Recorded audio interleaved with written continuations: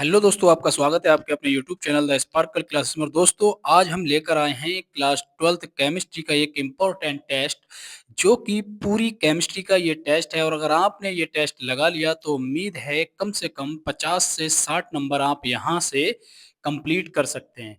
जी हाँ दोस्तों, बहुत ज़्यादा इम्पोर्टेंट टेस्ट मैंने ये बनाया है आप सभी लोगों के लिए। आइए स्टार्ट करते हैं। सबसे पहला क्वेश्चन हमारा क्या दे रखा है, एक ठोस में 1.6 ग्राम को 200 सेंटीमीटर क्यूब जलीय विलयन में घोला गया। 300 केल्विन पर इस विलयन का परासरण दाब 2.57 इंटू 10 टू दी पावर -3 बार पाया गया।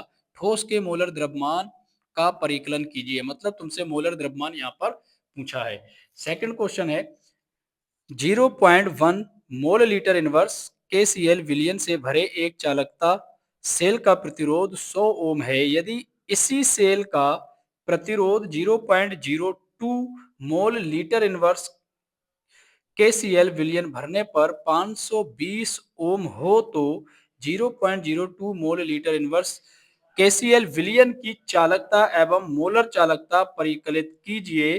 0.1 मोल लीटर इनवर्स KCl विलयन की चालकता 1.29 साइमंस प्रति मीटर है। तो ये आपके दो क्वेश्चन हो गए। ये पहले वाले चैप्टर का क्वेश्चन है जिसमें मोलर द्रव्यमान पूछा है।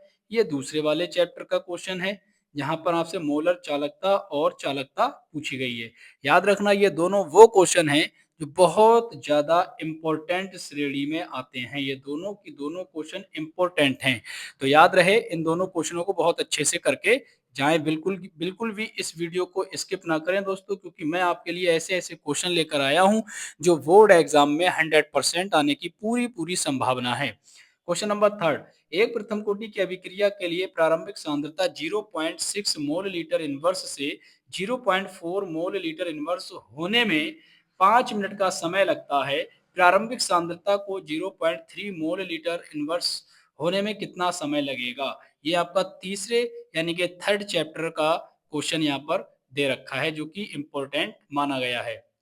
Question number 4, potassium permanganate potassium permanganate को बनाने की विधि का वर्णन कीजिए। जी हाँ दोस्तों, आपका जो डी ब्लॉक एलिमेंट है, डी ब्लॉक एलिमेंट में आपके दो कंपोनेंट हैं, दो कंपाउंड है, एक है पोटेशियम परमैंगनेट और एक है पोटेशियम डाइक्रोमेट। इन दोनों के बनाने की विधियां दी गई हैं वहां पर, तो वहां से एक विधि यहाँ पर पूछ ली गई है। पोटेशियम परमैंगनेट को बनाने की विधि का वर्णन कीजिए। अम्लीय पोटेशियम परमैंगनेट किस प्रकार? Option number 1 iron, second ion, option number 2 sulphur dioxide, तथा थर्ड ऑक्जेलिक अम्ल से अभिक्रिया के लिए रासायनिक समीकरण दीजिए। यानी कि पोटेशियम परमैंगनेट जो है वो इसके साथ रासायनिक अभिक्रिया करेगा और SO2 के साथ रासायनिक अभिक्रिया करेगा और ऑक्जेलिक अम्ल के साथ क्या करेगा? रासायनिक अभिक्रिया करेगा। तो आपके यहाँ पर चार क्वेश्चन हो चुके हैं जो कि चारों इंपॉर्टेंट हैं। क्वेश्चन नंबर 5, लेंथेनाइड अंकुचन क्या है? लेंथेनाइड अंकुचन के कारण वह परिणाम बताइए। एक तो आपका क्वेश्चन ये हो जाता है। नेक्स्ट क्वेश्चन की तरफ बढ़ते हैं। नेक्स्ट क्वेश्चन हमारा क्या दे रखा है? नेक्स्ट क्वेश्चन है हमारा, उप सह संयोजक यौगिकों के संयोजकता अवंत सिद्धांत को उदाहरण द्वारा समझाइए।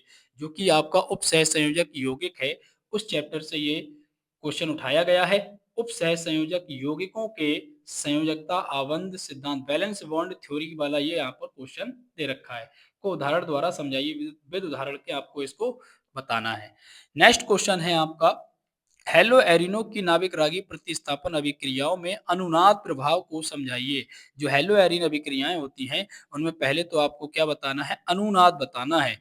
क्लोरोबेंजीन का उदाहरण देते हुए निम्नलिखित पर संक्षिप्त टिप्पणी लिखिए। मतलब वुड्स फिटिंग अभिक्रिया बतानी है और फ्रीडल क्राफ्ट अभिक्रिया। और फ्रीडल क्राफ्ट अभिक्रिया दो प्रकार से हो सकती है, एक तो एल्कलीकरण और एक होती है एस्टिलीकरण।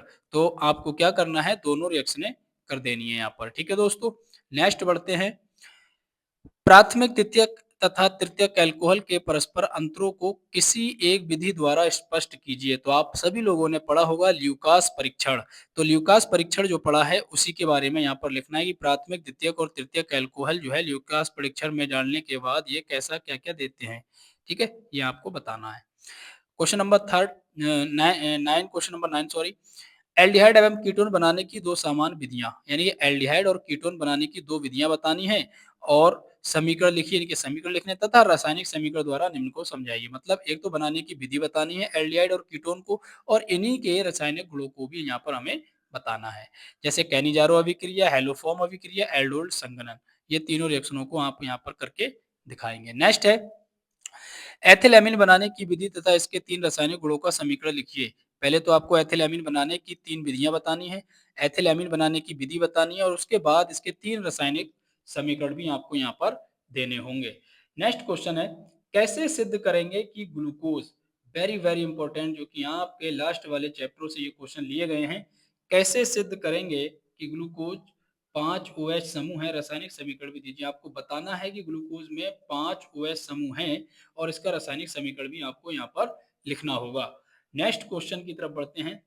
प्रयोगशाला में फॉर्मल्डिहाइड बनाने की विधि आपको याद रहना चाहिए। बहुत सारी बनाने की विधियाँ, जैसे डाई इथाइल ब्रोमाइड है, डाई इथाइल ईथर है, ऐसे ही एसिटिक अम्ल है, प्रयोगशाला में फॉर्मल्डिहाइड है, एल्डिहाइड है। तो ये सब में से 1 या 2 क्वेश्चन आपको ज़रूर मिलने वाले हैं, लॉन्ग क्वेश्चन। तो यहाँ पर दे रखा है, प्रयोगशाला में फॉर्मल्डिहाइड बनाने की विधि का वर्णन कीजिए, इसके उपयोग भी बताइए। तो दोस्तों ये वो पेपर है जहाँ से आप 50 से 60 नंबर का लगभग लॉन्ग क्वेश्चन आपको मिल जाएँगे। तो आप भी चाहते हैं, अगर आप अपने केमिस्ट्री के बोर्ड एग्ज़ाम में बहुत अच्छे नंबर लाना चाहते हैं, तो प्लीज़ इस वीडियो को ज़रूर देखें और इन क्वेश्चनों को ज़रूर कर लें। जहाँ पर भी आप क्वेश्चन ना कर पाएँ तो मेरे पास मैसेज कर दीजिएगा, मैं उन क्वेश्चनों की वीडियो बनाकर आपको दे दूँगा। ठीक है दोस्तों, मिलते हैं नेक्स्ट वीडियो में, जब तक के लिए जय हिंद, जय भारत।